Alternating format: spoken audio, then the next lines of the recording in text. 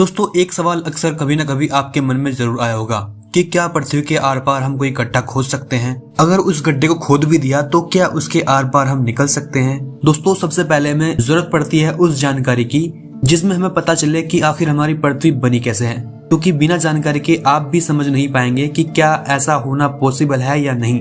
दोस्तों उस जानकारी को इकट्ठा करने के लिए वैज्ञानिक किस विधि का यूज करते हैं वो भी हम आपको बताने वाले हैं इस वीडियो में। तो मुझे लगता है कि इस वीडियो के अंदर आपको हमारी पृथ्वी से संबंधित जितने भी क्वेश्चंस हैं वो क्लियर हो जाएंगे, क्योंकि इस वीडियो के अंदर हम बहुत ही ज्यादा डिटेल से बात करने वाले हैं। तो वीडियो में अंत तक बने रहें। और दोस्तों अगर अभी तक आपने हमारे चैनल को सब्सक्राइब नहीं किया है तो जल्दी से सब्सक्राइब कर दें और बेल आइकन को भी प्रेस कर दें ताकि आपको हमारी नेक्स्ट इंटरेस्टिंग वीडियो की नोटिफिकेशन सबसे पहले मिल सके। तो चलिए शुरू करते हैं बिना किसी देरी के। Let's start now.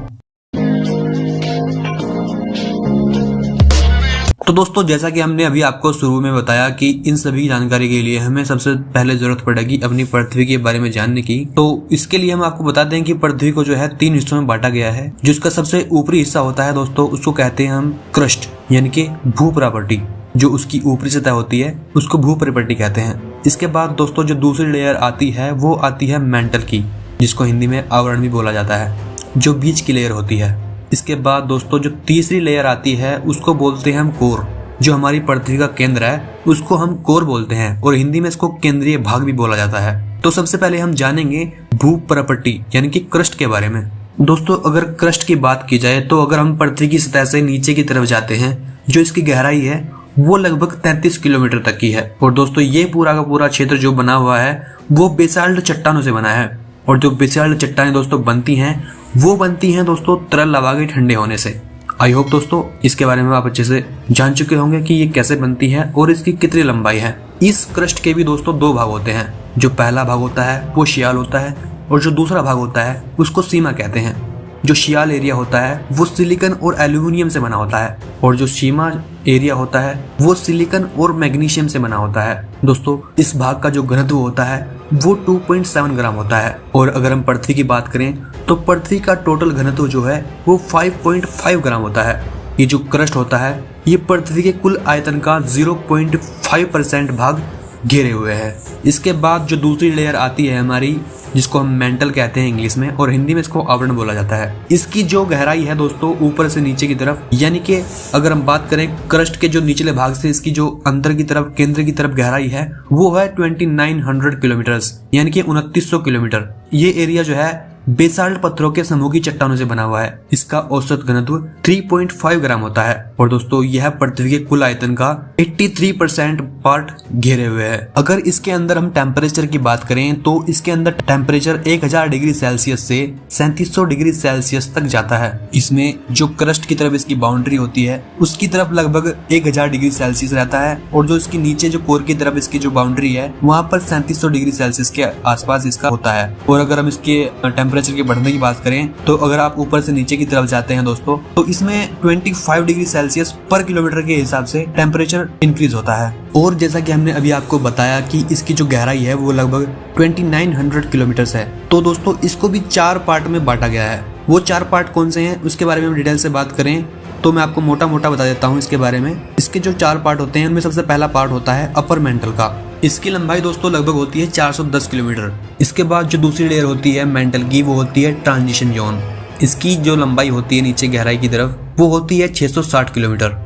दोस्तों ये वही क्षेत्र होता है जहां से हम पानी मिलता है और क्योंकि पानी यहाँ पर हाइड्रोक्साइड के रूप में होता है तो इसको हम हाइड्रोस्फीयर भी बोलते हैं। इसके बाद दोस्तों आता है लोअर मेंटल, जिसकी लंबाई होती है सबसे ज्यादा इनमें से। इसकी लंबाई 2700 किलोमीटर होती है। इसके बाद इसकी सबसे आखिरी लेयर होती है जिसको डी प्राइम बोलते हैं। इसकी जो गहराई है वो होती है दोस्तों 200 किलोमीटर, जो दूसरी तरफ हमारी पृथ्वी के केंद्र से मिलती है। अब इसके बाद हम बात करते हैं अपने पृथ्वी के तीसरे हिस्से के बारे में जिसको हम कोर बोलते हैं यानी कि केंद्रीय भाग बोलते हैं। दोस्तों पृथ्वी के केंद्र के क्षेत्र को केंद्रीय भाग भी कहते हैं। दोस्तों यह जो पार्ट होता है पृथ्वी का हमारी निकिल और फेरस से बना होता है। इसका जो औसत घनत्व होता है वो लगभग 13 ग्राम होता है और यह पृथ्वी के कुल आयतन का लगभग 16% भाग घेरे हुए है। ये तो बात हुई हमारी पृथ्वी की बनावट के बारे में कि आखिर हमारी पृथ्वी बनी कैसे है। इसके बारे में भी जानना बहुत जरूरी था। अब दोस्तों सवाल आता है कि पृथ्वी के अंदर कितना गहरा गड्ढा खोदा जा सकता है। अगर लगातार खुदाई की जाए तो क्या इतना गहरा गड्ढा खोदा जा सकता है जो पृथ्वी के आर पार हो जाए? दोस्तों, दुनिया के कुछ वैज्ञानिकों ने इस सवाल का जवाब जानने की कोशिश की। आइए हम आपको बताते हैं कि आखिर उस वक्त हुआ क्या था। दोस्तों, पृथ्वी पर सबसे पहला गड्ढा 1989 में खोदा गया था। इसे कोला सुपर डीप बोरहोल नाम दिया गया था। मानव और मशीन द्वारा बनाए गए इस सबसे गहरे गड्ढे की गहराई 12,262 मीटर थी। उस गहराई में टेम्परेचर 180 डिग्री सेल्सियस के आसपास था, जिसकी वजह से गड्ढे की खुदाई का काम बंद कर दिया गया था। सबसे गहरे गड्ढे का नाम यहाँ पर 2 साल तक बना रहा। इसके बाद 3 और ऐसे गड्ढे खोदे गए जिन्होंने इसका रिकॉर्ड तोड़ दिया। 2008 में कतर के अल शाहीन तेलकूब, जिसकी गहराई 12,289 मीटर थी, वो खोदा गया। उसके बाद 2011 में एक रूसी द्वीप सलाखीन में एक गड्ढा खोदा गया, जिसकी जो गहराई थी वो 12,345 मीटर थी। और इससे भी आगे हाल ही में एक तेल का कुआं रूस में ही खोदा गया, जिसकी गहराई 12,376 मीटर है। लेकिन यह गड्ढे इतने गहरे नहीं हैं जो पृथ्वी के आर पार हो जाएं। यह गड्ढे पृथ्वी के आर पार करने के लिए जरूरी दूरी का 2% से भी कम है। अगर पृथ्वी के आर पार छेद करने की बात की जाए तो 12,742 किलोमीटर का फासला तय करना होगा, जबकि ये गड्ढे सिर्फ 12,000 मीटर के हैं। पृथ्वी के सबसे ऊपर की जो लेयर होती है वही दोस्तों 70 किलोमीटर गहरी होती है। हमारी पृथ्वी का केंद्र 6,371 किलोमीटर गहरा है, और यदि इतनी गहराई तक हम कोई भी खड्डा खोद सकें तो पृथ्वी के ऊपरी सतह से पृथ्वी के केंद्र तक पहुंचने में 1 घंटा 45 मिनट का समय लग जाएगा। हकीकत तो दोस्तों यही है कि आधुनिक टेक्नोलॉजी अभी तक इतनी विकसित नहीं हो पाई है कि हम इतनी गहराई तक पहुंच सकें। लेकिन हम मान लेते हैं 1% हमारे पास ऐसी मशीन भी हो गई कि हाँ, हमने पृथ्वी के आर पार गड्ढा खोद लिया, तब क्या होगा? दोस्तों, चलो इस यात्रा पर आपको लिए चलते हैं जो पृथ्वी के अंदर से होकर गुजरती है। तो हम मान लेते हैं कि एक इंसान है, उसने जो है ना पृथ्वी के आर पार एक गड्ढा खोद दिया है और वो उसको देखने के चक्कर में अंदर जा गिरा है। तो चलिए जानते हैं दोस्तों उनका क्या होगा और उन्हें पृथ्वी के दूसरी तरफ पहुंचने में कितना समय लगेगा। क्योंकि दोस्तों ये पूरी तरह से काल्पनिक है, तो इसलिए हमें समस्या का वैज्ञानिक समाधान निकालने के लिए सबसे पहले जो हमारी धारणाएं हैं उनको ठीक करने की जरूरत है। इसमें हमें बहुत सी चीजों को मानना पड़ेगा, जो नहीं है उनको भी मानना पड़ेगा। तो मान लेते हैं कि पृथ्वी का जो घनत्व है वो एक समान है। हालांकि वो नहीं है, लेकिन हमें मानना पड़ेगा कि हाँ, पृथ्वी का जो घनत्व है वो एक समान है। और दोस्तों, यात्रा वायु घर्षण और उच्च तापमान की उपेक्षा करती है। तो ऐसा हमें मानना पड़ेगा कि वहां पर वायु घर्षण नहीं है और वायु जो तापमान है वो ज्यादा नहीं है। तो इस सुरंग के अंदर गिरते ही उसका प्रारंभिक त्वरण, जिसे इंग्लिश में एक्सेलरेशन कहते हैं, गुरुत्वाकर्षण का सतही त्वरण होगा, अर्थात 9.8 मीटर पर सेकंड स्क्वायर। पृथ्वी के केंद्र की तरफ पहुंचते हुए उसका त्वरण लगातार कम होगा। पृथ्वी के केंद्र में पहुंचने पर शून्य गुरुत्वाकर्षण और उनका वजन भी शून्य होगा। 17,700 मील पर घंटे या 7,900 मीटर पर सेकंड की रफ्तार से गिरते हुए पृथ्वी के ज्यामितीय केंद्र में पहुंचने पर वो कुछ समय के लिए भारहीन महसूस करेगा। उसको ऐसा लगेगा कि हाँ, उसका जो वजन है वो 0 है। लगभग 42 मिनट के बाद वो आदमी पृथ्वी के दूसरे छोर तक पहुंच जाएगा। लेकिन अगर कोई उसे उधर पकड़ेगा नहीं उस तरफ, तो वापस पहले छोर की तरफ अपनी यात्रा शुरू कर देगा। इस तरह वो एक से दूसरी तरफ घूमता रहेगा। एक छोर से दूसरे छोर तक अपनी कुल 84.5 मिनट की यात्रा में जब तक कोई उसको पकड़ नहीं लेता किसी एक छोर पर, तब तक वो अपने अनंत काल तक उसी आवृत्ति से गति करता रहेगा। तो मुझे लगता है कि आपने भी उसकी यात्रा कर ली होगी। अगर ऐसा हुआ तो क्या होगा?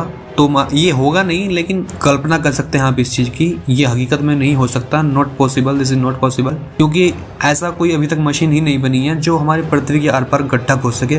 क्योंकि जैसा कि मैंने आपको बताया कि उसके अंदर टेम्परेचर इतना है, जो पहली फर्स्ट लेयर है उसी के अंदर 180 डिग्री सेल्सियस तक का तापमान चला जाता है, जो बहुत ही ज्यादा होता है। और इसके अंदर जाते हैं तो तापमान बढ़ता ही रहता है, जैसा कि मैंने आपको बताया 25 डिग्री सेल्सियस पर किलोमीटर के हिसाब से बढ़ता है। तो तापमान बहुत ज्यादा होने की वजह से भी उसके अंदर जाना नामुमकिन है। जैसे कि हमने सबसे पहले बात की थी कि पृथ्वी के बारे में हम जानकारी इकट्ठा कैसे करते हैं वैज्ञानिक। तो दोस्तों, जानकारी इकट्ठा करने के लिए भी वैज्ञानिक 2 तरीके से जानकारी इकट्ठा करते हैं। जो सबसे पहला तरीका होता है उसको बोलते हैं प्रत्यक्ष स्रोत, जैसे कि ज्वालामुखी से निकले पदार्थों का अध्ययन, जिसकी स्टडी को दोस्तों वोल्केनोलॉजी या वोल्केनोलॉजी कहते हैं। और समुद्री छेदन होता है, जिसकी स्टडी को ओशियनोलॉजी, ओशियनोग्राफी या ओशियनोलॉजी या मैराइन साइंस कहते हैं। इनसे जो आंकड़े प्राप्त होते हैं वो कम गहराई तक की जानकारी उपलब्ध करा पाते हैं। जो दूसरा तरीका होता है दोस्तों, वो अधिक गहराई वाली जो जानकारी है उनकी जानकारी के लिए काम आता है, जिसको अप्रत्यक्ष स्रोत बोलते हैं। और इसमें दोस्तों भूकंपीय तरंगों का इस्तेमाल किया जाता है, जो बहुत अधिक गहराई तक की जानकारी जानने के लिए हमारे काम आती है। आई होप दोस्तों आपको वीडियो अच्छी लगी होगी। अगर वीडियो आपको जरा भी अच्छी लगी हो तो वीडियो को लाइक ज़रूर कर दें और ऐसी और इंटरेस्टिंग वीडियोज़ के लिए अभी हमारे चैनल को सब्सक्राइब कर दें। So thank you for watching this video. Love you all.